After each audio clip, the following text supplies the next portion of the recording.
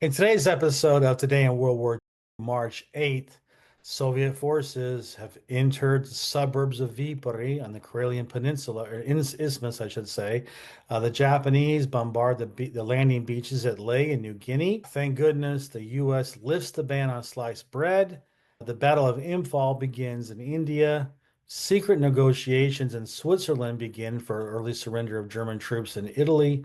And finally, the Soviets blatantly lie about the fate of Raoul Wallenberg and his mission to save as many Jews as possible. Let's get started.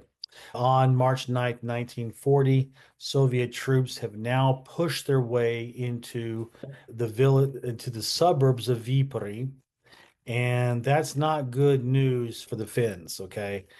The Finnish diplomatic mission, including the prime minister who had traveled to Moscow, now pleaded with the Soviets for an immediate ceasefire. While the negotiations were proceeding, the Soviets were not going to do that because, as far as they were concerned, every day that this went on, their negotiating position got more and more stronger. So they said, we can continue to negotiate, but we are going to continue military action on the isthmus. On March 8th, 1942, Japanese warships bombarded the invasion beaches at Ley and Salamua on eastern New Guinea. We're in 1942, so you need to put your 1942 hat on and realize where we are in this stage of the war. Japanese are still on their offensive. They're still moving slowly, inexorably south along the coast of New Guinea. They're establishing their naval base in New Britain, and they're going to move towards Australia from New Guinea. They're going to go down the Solomon Islands to Guadalcanal, to Lagi, and their whole plan is to cut off the sea route, the sea lanes from the US to New Zealand and Australia. So this is part of it. Every landing that they make along the New Guinea coast is towards that aim. So just so you understand, that's what's going on here. So this was their next stepping stone, which was Ley and Salamua on New Guinea, where there's an airline, or excuse me, an airfield with a port, build it up, use it as an advanced base, and then move on to the next. That's what's going on here. Uh, Thankfully, the prayers of millions of Americans were answered on March 8th, 1943, for some inexplicable reason, which I had covered in a previous video. If you've watched, I'm sure you remember my jokes about the best thing since sliced bread.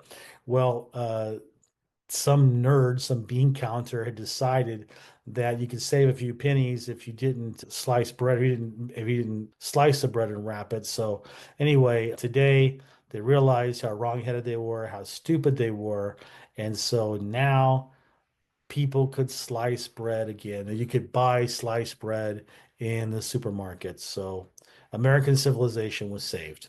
Uh, on March 8th, 1944, the Battle of Imphal began in India. I had covered this in a previous episode. If you remember, the Japanese in 42 had conquered Burma. Burma borders India. It's Bangladesh now, but back then it was India. Even though this is 1944. There's only about 16 months left in the war. The Japanese have already lost the Pacific War against the Americans. They're being pushed back island after island, or on the southwest side, landing after landing in New Guinea, being pushed towards the Philippines. And what are they doing? They attack India. Well, that's what they did, and they attacked via the main critical battle that takes place in India is that it's a city across the border in India, and uh, the Japanese, as always, fought like crazy, and the Brits did not have the best defense ready for that. They were relying considerably on Indian troops for the defense. They had a little bit of a fifth column. There was a lot. The Indian independence movement was still pretty strong. It was going to explode after the war was over. There was some mutinies and some issues there with some of the units that did not want to fight for the British. So they had to handle that as well. I'll be talking about this in future videos, but the Battle of Imphal lasts a while. It's pretty bloody, but it ends up in one of the worst defeats the Japanese ever ever suffered in the war. On March 8th, 1945, the OSS, the United States Office of Strategic Services, which was the precursor to the American CIA, the Switzerland office was being commanded by Allen Dulles, and he began secret negotiations with Colonel General Heinrich von Wittikow of the German Army and Obergruppenführer Karl Wolff of the German SS. They were talking about the possibility of having an early surrender for all the German troops in Italy. Spoiler alert, it didn't work.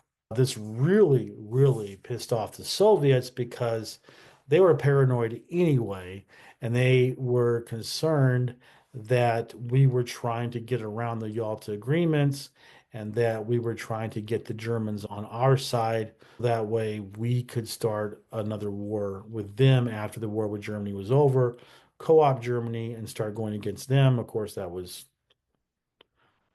Soviet propaganda, Soviet paranoia, but nevertheless, they did feel that. And even to this day, you'll hear people talking about that as if this actually happened, which it didn't, but hey, whatever. You do you, Soviets.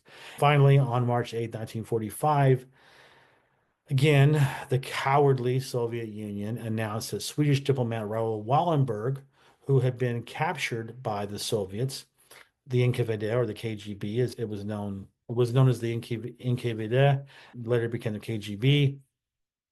He had been held in Hungary, in Budapest. They sent him to Moscow, to Lubyanka, the infamous Soviet KGB prison in Moscow, which is about a 7-minute walk from the Kremlin from Red Square. Been there many times. They announced that he was killed. Yeah, he was killed a couple months ago, a few months ago. Who was he killed by? Well, Germans know. He was killed by the Hungarians. Hungarians killed him. Yeah, it was the Hungarian Arrow Cross Party members. They're the ones that did it, right? They killed him. They held him prisoner.